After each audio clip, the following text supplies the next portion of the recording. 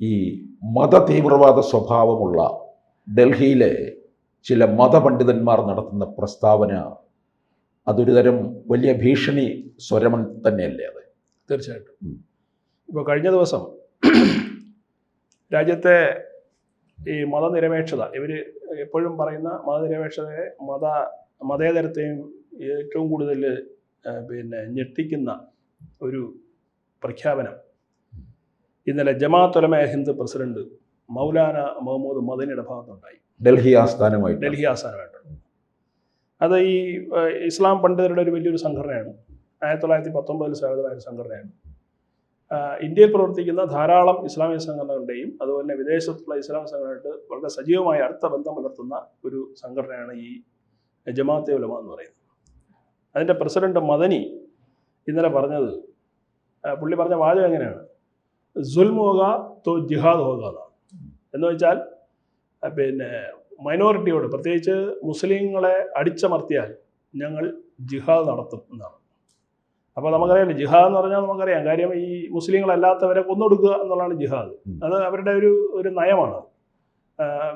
ഇസ്ലാമിക രാജ്യത്തായാലും ഇതുപോലുള്ള ഇന്ത്യ പോലുള്ള രാജ്യങ്ങളിലായാലും അവരെ സംബന്ധിച്ചിട്ട് ഇസ്ലാമിസ്റ്റുകൾ മാത്രം മതി, അല്ലെങ്കിൽ മുസ്ലിങ്ങൾ മാത്രം മതി എന്നുള്ളൊരു നയമാണ് ഇവർക്കുള്ളത്. അപ്പോൾ അതുകൊണ്ട് അങ്ങനെ ഒരു നീക്കം സർക്കാരിൻ്റെ ഭാഗത്തുനിന്ന് ഉണ്ടാവുകയാണെന്നുണ്ടെങ്കിൽ ഞങ്ങൾക്ക് നോക്കിയിരിക്കാൻ കഴിയില്ല, ഞങ്ങൾ ജിഹാദ് നടത്തുന്നതാണ്. അപ്പോൾ 10,000-കണക്കിന് ഇന്നലെ ഈ മുസ്ലിം പണ്ഡിതരും ഈ അനുഭാവികളും പങ്കെടുത്തൊരു വലിയൊരു യോഗമായിരുന്നു. ആ യോഗത്തിലാണ് ഈ മനുഷ്യൻ എന്ത് ചെയ്യുന്നത്? പരസ്യമായിട്ട് യുദ്ധത്തിന് ആഹ്വാനം ചെയ്തത്. ആരോടാ യുദ്ധം? ഇന്ത്യയിലുള്ള മുസ്ലിം ഇതരായിട്ടുള്ള ഹിന്ദുക്കളോടും ക്രിസ്ത്യാനികളോടും ജൈനർ, പാഴ്സി, സിഖ് മുതലായ സമൂഹങ്ങളോടുള്ള ഒരു യുദ്ധപ്രഖ്യാപനമാണ് ഇന്നലെ ഈ മനുഷ്യൻ നടത്തിയത്. ശരിക്കും ഭരണകൂടത്തോട് തന്നെ. തീർച്ചയായിട്ടും. ഭരണകൂടം മാത്രമല്ല, പുള്ളി ഇന്നലെ നമ്മുടെ സുപ്രീം കോടതിയെ വിമർശിച്ചു ഭയങ്കരമായിട്ട്. അവർക്ക് വേണ്ട തരത്തിലുള്ള പരിഗണന നൽകുന്നു. അതെ, മൈനോറിറ്റിയെ സംരക്ഷിക്കുന്നില്ല.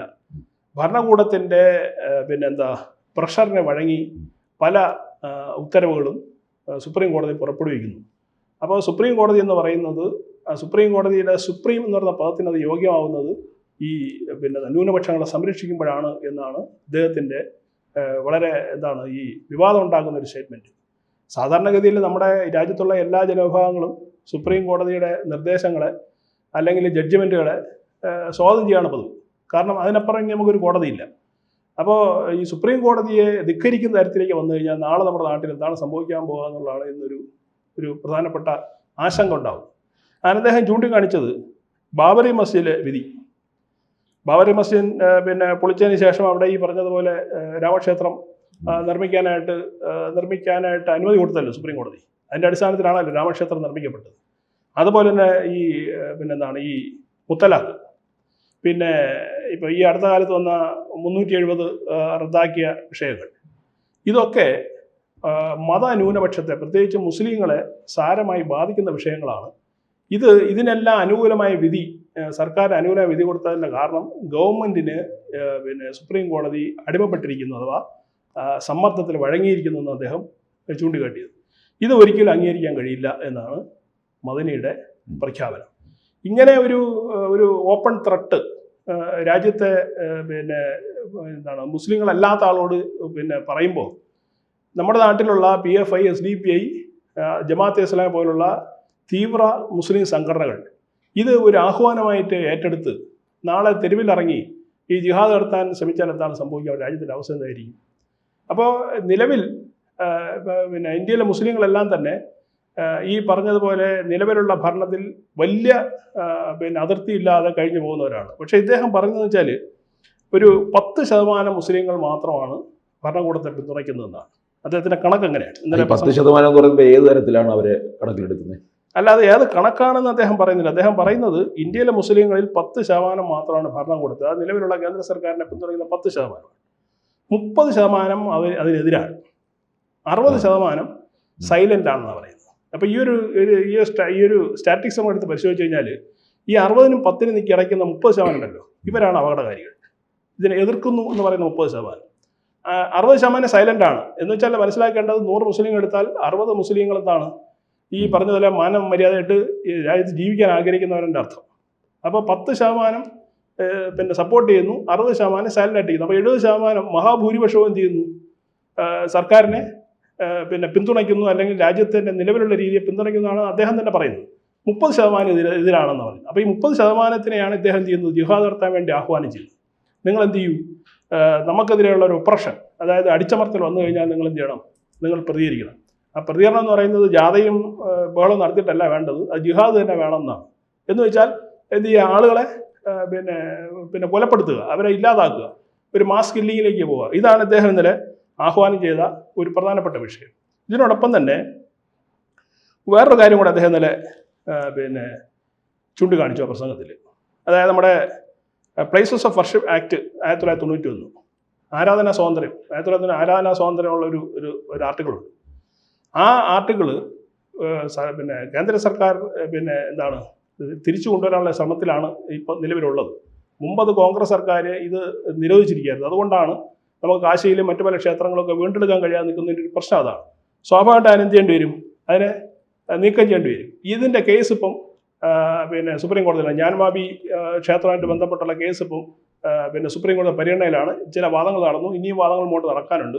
ഈ ആക്ട് 1991 വർഷിപ്പ് ആക്ട് എന്ന് പറയുന്നത് സുപ്രീം കോടതി ഇതിനനുകൂലമായി വിധിക്കരുത് എന്നുള്ള തരത്തിലുള്ള ഒരു ഭീഷണിയും കൂടി ഇദ്ദേഹത്തിൻ്റെ ഇന്നലത്തെ സംസാരത്തിലുണ്ട് എന്നാണ് നമുക്ക് കേട്ടപ്പോൾ മനസ്സിലായത്.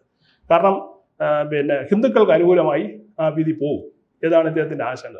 അങ്ങനെ പോയി കഴിഞ്ഞാൽ നേരത്തെ ബാബരി മസ്ജിദിൻ്റെയും മുത്തലാഖ് പോലുള്ള രീതിയിലേക്ക് ഇത് പോവുകയാണെന്നുണ്ടെങ്കിൽ നിങ്ങൾ അടങ്ങിയിരിക്കരുത്, നിങ്ങൾ എന്ത് ചെയ്യണം, നിങ്ങൾ തെരുവിലിറങ്ങണം, ജിഹാദ് നടത്തണം എന്നാണ് ഇദ്ദേഹം ആഹ്വാനം ചെയ്തിരിക്കുന്നത്. അപ്പം നമ്മൾ ഈ ഇത്തരത്തിൽ രാജ്യതലസ്ഥാനത്ത് നിന്ന് ഇത്തരത്തിലുള്ള സ്വരം ഉയരുമ്പോൾ നമ്മുടെ സംസ്ഥാനത്തും ഇതുപോലെ ഭീഷണി ഉയർത്തിക്കൊണ്ടിട്ടുള്ള ചില സ്വരങ്ങളൊക്കെ വന്നിട്ടുള്ളതാണ്. തീർച്ചയായിട്ടും ആലപ്പുഴയിൽ ഉയർന്ന മുദ്രാവാക്യം തന്നെ ഏറ്റവും വലുതാണ്. ആണ്. ഇപ്പോൾ നമുക്കൊരു കഴിഞ്ഞ വർഷം ഓർമ്മയുണ്ടല്ലോ, എൻ്റെ വീഡിയോസ് ഇപ്പോഴും അവൈലബിളാണ്.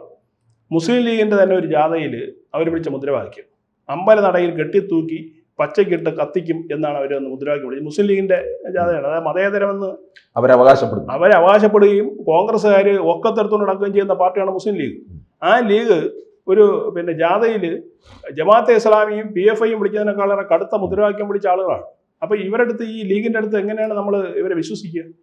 മറ്റൊരു സംഭവം, ഏതാനും ആഴ്ചകൾക്ക് മുമ്പ് കാസർഗോഡ് ഈ നമ്മുടെ ശുചിത്വ മിഷൻ്റെ ഒരു പരിപാടി നടന്നിരുന്നു. അവർ ഈ പറഞ്ഞതല്ല, ഈ ഇലക്ഷനായിട്ട് ബന്ധപ്പെട്ട് ഹരിതചട്ടങ്ങൾ പാലിക്കുന്നതിന് വേണ്ടിയിട്ട് ഒരു വാഹനത്തിൽ ചില ജംഗ്ഷനിലൊക്കെ പോയിട്ട് ചില തിരുനാട് അടക്കമുള്ള പരിപാടി ചെയ്തുകൊണ്ടിരുന്നപ്പോൾ കാസർഗോഡ് മധൂർ ഗണപതി ക്ഷേത്രത്തിന് അടുത്ത് വെച്ചിട്ട് ഇസ്ലാമിസ്റ്റുകൾ SDP ഗുണ്ടകൾ ഇതിൽ പങ്കെടുത്ത സ്ത്രീകളടക്കമുള്ള ആളുകൾ ആക്രമിച്ചു. അതിന് പറഞ്ഞ ന്യായം എന്നറിയും, അവർ നിസ്കരിക്കുന്ന സമയമാണ്, ആ സമയത്ത് വേറെ ശബ്ദമൊന്നും പാടില്ല എന്നുള്ളതാണ്.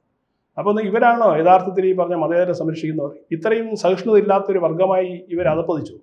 കാരണം നമ്മുടെ നാട്ടിൽ മറ്റു പല ആരാധനാലയങ്ങളിലും ചടങ്ങ് നടക്കുമ്പോഴത്തേക്ക് പരസ്പരം നടക്കാറുണ്ട്. ക്ഷേത്രത്തിൽ നിന്ന് എന്താണ് ഭക്തിഗാനം വരും, അപ്പുറത്തെ പള്ളിയിൽ നിന്ന് പ്രാർത്ഥന വരും, ഇവരെ മസ്ജിദിൽ നിന്ന് പ്രാർത്ഥന, ഇതൊക്കെ നടക്കുന്നതാണ്. അപ്പോൾ ഞങ്ങൾ ചെയ്യുമ്പോൾ നിങ്ങളാരൊന്നും ചെയ്യാൻ പാടില്ല എന്ന് പറയുന്നതാണ് ഏറ്റവും വലിയ ഫാഷിസം. ആ ഫാഷിസത്തിലേക്കാണ് നമ്മുടെ നാട് നീങ്ങുന്നത്. എങ്ങനെയുള്ള ഫാഷിസം? തീവ്ര ഇസ്ലാമിക ഫാസിസത്തിലേക്ക് നമ്മുടെ നാടിനെ കൊണ്ടുപോകാനുള്ള ഒരു ശ്രമമാണ് നടക്കുന്നത്. ഇതിന് എന്താണ് ഈ ഇന്ധനം ഒഴിച്ചു കൊടുക്കുകയാണ് ഇന്നലെ മദനി ഡൽഹിയിൽ ചെയ്തത്. കാരണം നിങ്ങളെ അടിച്ചമർത്താണെങ്കിൽ നിങ്ങൾ വേറെ തിരിഞ്ഞു വരി നോക്കണ്ട, നിങ്ങളങ്ങ് ജിഹാദ് നടത്തിക്കോ എന്നാണ് പറയുന്നത്. എന്ന് വെച്ചാൽ ആളുകളെ കൊലപ്പെടുത്തി. മദനി എന്ന് പറയുന്നത് ഏത് നമ്മുടെ അല്ല, പഴയ മദനിയല്ല. ഇപ്പൊ ഇന്നലെ സംസാരിച്ച ജയിലിൽ കിടക്കുകയാണ്. അതെ, ജമാഅത്തെ ഹിന്ദ് പ്രസിഡന്റ് മുഹമ്മദ് മദനിയാണ്. മദനിമാർക്കെല്ലാം അതിന്റെ ഒരേ സ്വഭാവമാണ്. പണ്ട് ഇവിടെ കേരളത്തിൽ ആദ്യം തീവ്രവാദം കൊണ്ട് നമ്മുടെ അബ്ദുൽ നാസർ മദനിയാണ്. ഇവിടെ തീവ്രവാദത്തിന് വിത്തുപാകിയ അയാളാണ്. അന്ന് മദനിക്കൊപ്പം നിന്ന ആളാണ് പിണറായി വിജയൻ. അതിന്റെ ഒരു പരമ്പരയാണ് അദ്ദേഹം പിന്നീട് ഒരേ വേദിയിൽ വന്നവരുമാണ്. ഒരേ അച്യുതാനന്ദൻ അന്ന് തീർത്തിട്ട് പോലും ഒരേ വേദിയിൽ വന്ന് കേരളത്തിൽ തീവ്രവാദത്തിന് ആദ്യമായിട്ട് കൈകൊടുത്തതെന്ന് പറയുന്നത് പിണറായി വിജയനാണ്. അത് നമുക്ക് നമുക്ക് നിഷേധിക്കാൻ കഴിയില്ല എന്നുള്ളതാണ്. അതിൽ കൂടിയാണ് പതിയെ ഓരോ സംഘടനകൾ CPM-ന്റെ മറയിട്ട്, സഹാക്കളുടെ മറയിട്ടിട്ട് തീവ്രവാദത്തിലേക്ക് വന്നതെന്നുള്ളതാണ്. എന്തായാലും ഇദ്ദേഹം ഇന്നലെ നടത്തിയ ഈ പ്രസ്താവന ദേശീയ തലത്തിൽ വലിയ ചർച്ചയായിട്ടുണ്ട്.